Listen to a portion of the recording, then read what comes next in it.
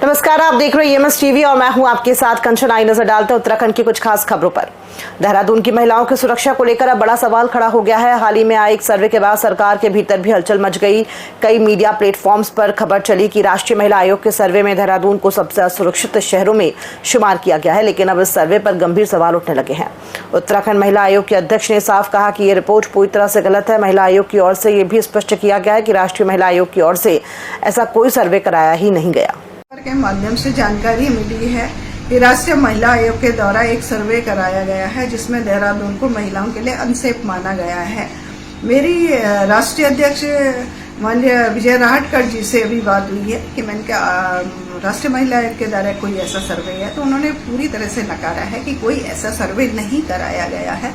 और मैं आपके माध्यम से कहना चाहती हूँ कि उत्तराखंड में महिलाएं सुरक्षित हैं, देहरादून में महिलाएं सुरक्षित हैं। सरकार पूरी तरह से महिलाओं के साथ खड़ी है। उत्तराखंड राज्य महिला आयोग रात दिन महिलाओं के साथ, महिलाओं के बीच में काम कर रहा है। उत्तराखंड में महिलाएं पूरी तरह सुरक्षित है, देहरादून में महिलाएं पूरी तरह सुरक्षित है। अब इसको लेकर प्रदेश में सियासत भी गर्मा गई है। प्रमुख विपक्ष कांग्रेस ने भाजपा सरकार पर हमला बोला है। पार्टी का आरोप है कि उत्तराखंड में महिलाएं सुरक्षित नहीं है। कांग्रेस का ये भी कहना है कि अगर रिपोर्ट गलत है तो इसमें किसी पर कोई कार्रवाई नहीं हुई है। पूरे उत्तराखंड में महिलाओं के ऊपर अपराधों की घटना बढ़ी।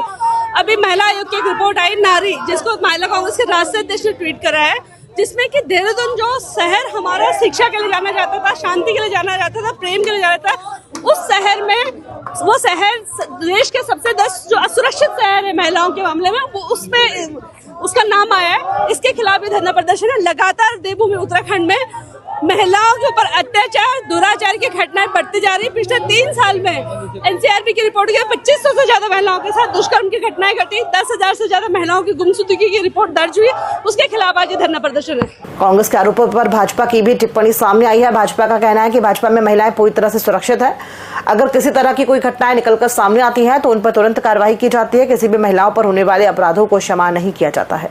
महिलाओं को लेकर हमारे उत्तराखंड देवभूमि में लगातार जितने अच्छे कार्य हो रहे हैं उसको जनता ने पूरी तरीके से देखा है और इसीलिए बार बार जनता हमें स्वीकार कर रही है। और जहां तक रही बात असुरक्षा की, तो यहाँ पर उत्तराखंड की देवभूमि की जो महिलाएं वो तीलू रौतेली जी के नाम से जानी जाती हैं, महान वीरांगनाओं के नाम से जानी जाती हैं। यहाँ पर कुछ भी इस प्रकार का नहीं है कि यहाँ पे महिलाएं असुरक्षित महसूस करती हों। हर चीज का जो कानून की प्रक्रिया है वो लगातार यहाँ पर चल रही है। उत्तराखंड भारतीय जनता पार्टी के प्रदेश अध्यक्ष महेंद्र भट्ट ने कांग्रेस पार्टी द्वारा प्रधानमंत्री नरेंद्र मोदी की माताजी के खिलाफ किए गए कथित अपमानजनक शब्दों की कड़ी निंदा की। उन्होंने कहा कि कांग्रेस हमेशा नकारात्मकता फैलाने का काम करती है और इस बार प्रधानमंत्री की माताजी के लिए जिस प्रकार के शब्दों का इस्तेमाल किया गया है उससे समाज के विभिन्न वर्गों में स्वाभाविक आक्रोश उत्पन्न हुआ है। कांग्रेस तो हर सवाल को नकारात्मक दृष्टिकोण को ही खड़ा करती है। देश के प्रधानमंत्री जी की माताजी के जिस प्रकार का शब्दों का प्रयोग किया गया, उस पर भारतीय जनता पार्टी के कार्यकर्ता ने समाज के अनेकों वर्गों में आक्रोश होना स्वाभाविक था। और कल एक प्रदर्शन था, उस प्रदर्शन को ये सचेत करने के लिए प्रदर्शन था। कांग्रेस के नेताओं को भगवान सद्बुद्धि दे और इस प्रकार से अपशब्दों का प्रयोग किसी भी, वो तो एक प्रधानमंत्री की माती, मैं कहता महिला शक्ति के अपमान को लेकर हमने विषय को रखा था और एक मैसेज कल देहरादून के अंदर गया है। इस बार उत्तराखंड में आई आपदा ने राज्य के कई क्षेत्रों को बड़ा नुकसान पहुंचाया है। कई क्षेत्रों में बादल फटने की घटना से जानमाल का भारी नुकसान हुआ है। मुख्यमंत्री पुष्कर सिंह धामी ने बताया कि आपदा से आई घटनाओं के नुकसान का आकलन किया जा रहा है। इस बार भारी बारिश से मुख्य सड़कों और मुख्य पुलों को नुकसान पहुंचा है। आपदा प्रभावित क्षेत्रों में लगातार व्यवस्थाओं को सुचारू करने के लिए विभाग कार्यरत है। आकलन अभी कर रहे हैं और नुकसान है, बहुत बड़ा नुकसान है। इस बार काफी नुकसान हुआ है और सभी देख ही रहे हैं कि पूरे प्रदेश के अंदर आपदा है। कहीं जल भराव है, कहीं लैंडस्लाइड है, कहीं पर बादल फट रहे हैं, अनेक प्रकार की, कहीं कहीं पर चूंकि पुलों को, सड़कों को, सरकारी संपत्तियों को, निजी संपत्तियों को जनहानि भी हुई है और वैसे भी हानि हुई है, सभी प्रकार की हानि हुई है। कांग्रेस मुख्यालय में आज CWC सदस्य गुरदीप सिंह सप्पल ने प्रेस वार्ता कर देश में सत्ता पक्ष पर वोट चोरी करने का आरोप लगाते हुए कहा कि वोट चोरी की पहले छुटपुट घटनाएं होती थी, लेकिन सत्ताधारी भाजपा ने अब तक की सबसे बड़ी वोट चोरी की है। साथ ही उन्होंने इलेक्शन कमीशन पर भी सत्ता पक्ष से समझौता करने का आरोप लगाते हुए कहा कि इलेक्शन कमीशन लोकतांत्रिक तरीके से अपनी भूमिका नहीं निभा रहा है। वहीं कांग्रेस प्रदेश अध्यक्ष ने भी आरोप लगाते हुए कहा कि संसदीय चुनाव में लाखों वोटों की गड़बड़ी भाजपा ने की है, जिसे हम उजागर करने का काम कर रहे हैं। देखिए, ये बात तो चुनाव आयोग को समझनी चाहिए थी कि जब उनसे सवाल पूछते हैं तो बीजेपी जवाब देती है, और जब बीजेपी से सवाल पूछते हैं तो चुनाव आयोग जवाब देता है, और जब हम जांच की बात करते हैं तो वो राहुल गांधी जी पे आक्रमण करते हैं। ये तीन बातें अपने आप में स्पष्ट है कि लोकतंत्र के अंदर जो तंत्र तैयार किया गया था संविधान में चुनाव आयोग का, वो कॉम्प्रोमाइज्ड भूमिका में है। वो कॉम्प्रोमाइज जो हो गया है, उससे देश को और देश के वोटर को बचाना है। कांग्रेस पार्टी ने इस देश में वोट का अधिकार दिया। केंद्रीय वित्त मंत्री निर्मला सीतारमण ने बुधवार को जीएसटी की दरों को लेकर बड़ा ऐलान किया, जिसके चलते अब जीएसटी में सिर्फ 3 स्लैब ही रखे गए हैं। आपको बता दें कि जहां 12% और 28% वाले कर ढांचों को खत्म किया गया है, वहीं 5 और 18% के पिछले स्लैब्स को बरकरार रखा गया है। इसके अलावा 40% का एक नया टैक्स ढांचा भी बनाया गया है। वहीं इस पर सूबे के मुख्यमंत्री पुष्कर सिंह धामी का कहना है कि प्रधानमंत्री जो कहते हैं वो करके दिखाते हैं, और 15 अगस्त के मौके पर प्रधानमंत्री नरेंद्र मोदी जी ने लाल किले से ये घोषणा की थी कि दीपावली से पहले देश की जनता को जीएसटी में संशोधन कर बड़ा उपहार दिया जाएगा, जिसके चलते अब 175 से अधिक उत्पादों को टैक्स से फ्री कर दिया है, जिससे अब किसानों और मध्यम वर्ग को काफी लाभ मिलेगा। देखिए, आदरणीय प्रधानमंत्री श्री नरेंद्र मोदी जी जो कहते हैं वो करते हैं। उन्होंने अभी 15 अगस्त को लाल किले की प्राचीर से देशवासियों को कहा था कि दीपावली से पहले वो उपहार देंगे, उनके जीवन को और अच्छा बनाने के लिए योजनाएं लाएंगे, जीएसटी में संशोधन करेंगे। मैं आदरणीय प्रधानमंत्री जी का बहुत धन्यवाद करता हूं, आभार व्यक्त करता हूं कि उन्होंने किसानों के लिए, मध्यम वर्ग के लिए 175 से ज़्यादा वस्तुओं पर, उत्पादों पर, जिनको टैक्स से फ्री किया है, जीएसटी से फ्री किया है। और प्रधानमंत्री जी की ये सोच कि आम व्यक्ति का जीवन अच्छा हो, उसके जीवन में सभी प्रकार की साधन उपलब्ध हों, ये उस बात को चरितार्थ करता है कि अंतिम छोर में खड़े हुए व्यक्ति को भी सभी सुविधाएं मिलनी चाहिए। ये उस दिशा में बढ़ाया हुआ एक बहुत बड़ा कदम है। मैं आदरणीय प्रधानमंत्री जी का और वित्त मंत्री जी का बहुत धन्यवाद करता हूं। गदरपुर के मदनापुर गांव में लंबी कूद खेल स्टेट लेवल पर गोल्ड मेडल जीतकर शीतल ने एक क्षेत्र का नाम रोशन किया। इस उपलब्धि पर स्थानीय लोगों ने शीतल व उनके परिवार को सम्मान किया। आपको बता दें कि शीतल की खेल यात्रा प्रेरणादायक रही। उन्होंने लंबी कूद में स्टेट लेवल पर गोल्ड मेडल और कांस्य पदक जीतकर अपने क्षेत्र का गौरव बढ़ाया है।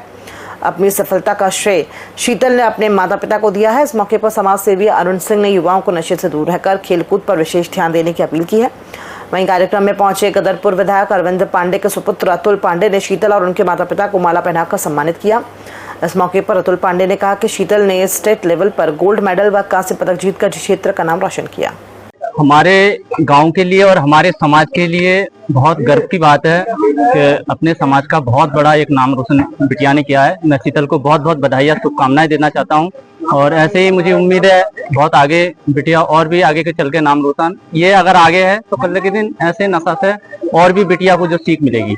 मैं पहले आपको और आपके चैनल को बहुत बहुत बधाई देता हूं कि आपने शीतल के घर आए और इनका जो लॉन्ग जंप में प्रथम स्थान गोल्ड मेडल हासिल किया है स्टेट में, तो मैं इनको शीतल जी को बहुत बहुत बधाई देता हूं। जिस प्रकार से इन्होंने खटोला नंबर 2 गांव का नाम रोशन किया है, ये हमारे लिए भी बहुत हर्ष का विषय है। मैं इनको बहुत बहुत बधाई देता हूं। एक बार पुनः बहुत बहुत धन्यवाद, आपके चैनल का भी धन्यवाद। मेरे बगल में बैठी है मेरी छोटी बहन है शीतल। ये एक बहुत बड़ा उदाहरण है समाज के लिए कि नशे की तरफ ना बढ़ करके खेल कूदों की तरफ बढ़ो, पढ़ाई में आगे बढ़ो, रंगमंच में आगे बढ़ो। ऐसे बहुत से ट्रैक हैं जिसमें बढ़ करके अपने समाज का, क्षेत्र का, अपने माँ बाप का नाम रोशन किया जा सकता है। तो इस पॉजिटिव कामों की तरफ लग करके काम किया जाए तो बहुत अच्छा परिवार को भी लगता है, समाज को भी लगता है। देहरादून के IRTD सभागार में राज्य स्त्री शक्ति तीलू रौतेली और आंगनबाड़ी कार्यकर्त्री पुरस्कार वितरण समारोह 2024-25 आयोजित किया गया। कार्यक्रम में मुख्यमंत्री पुष्कर सिंह धामी, महिला सशक्तिकरण और बाल विकास मंत्री रेखा आर्य और राजपुर विधायक खजान दास शामिल हुए। मंत्री रेखा आर्य ने कहा कि तीलू रौतेली पुरस्कार उन महिलाओं और बालिकाओं को दिया जाता है जिन्होंने कठिन परिस्थितियों का सामना करते हुए अपने क्षेत्र में विशेष उपलब्धि हासिल की हो। इस वर्ष 13 जनपदों की 13 महिलाओं को सम्मानित किया गया है। विभिन्न क्षेत्रों में हर जनपद में उत्कृष्ट कार्य करने वाली, समाज के क्षेत्र में, महिलाओं के क्षेत्र में ऐसी मातृशक्ति की प्रतीक महिलाओं को यहाँ सम्मानित किया जाता है। अनेक क्षेत्रों में जिन्होंने उत्कृष्ट प्रदर्शन किए हों, इसी प्रकार जो आंगनबाड़ी हमारी सहायिकाएं हैं, कार्यकर्ताएं हैं, उन सबको भी सम्मानित किया जाता है। हमारे प्रदेश के 13 जनपदों की 13 महिलाओं को आज तिल्लू रति पुरस्कार से सम्मानित किया जा रहा है। माननीय मुख्यमंत्री जी वह सम्मान उन्हें देने जा रहे हैं। निश्चित रूप से ये वो महिलाएं हैं जिन्होंने समाज में रहते हुए, समाज की विषम परिस्थितियों का सामना करते हुए अपने पैरों पर खड़ा होना या समाज के लिए एक आदर्श बनने का काम किया है। तो आज वो सम्मानित हो रही हैं, मैं उनको बहुत बधाई देती हूँ। मेरा नेशनल लेवल पर अच्छा प्रदर्शन देखते हुए मैंने 2 साल पहले भी इसका अप्लाई किया था, इस बार मुझे मिल गया है। तो नेशनल मेरे 8 टाइम मेडल हैं, 2 टाइम गोल्ड और 2 टाइम सिल्वर और 4 टाइम ब्रॉन्ज। क्या संदेश देना चाहोगे युवाओं के लिए?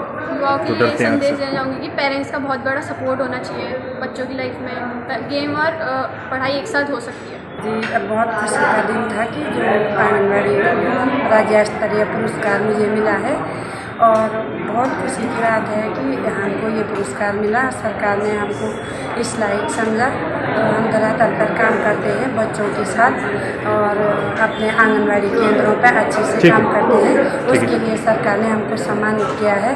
हम मुख्यमंत्री का बहुत बहुत धन्यवाद करते हैं। खबरों में फिलहाल इतना ही, दीजिए इजाजत, नमस्कार।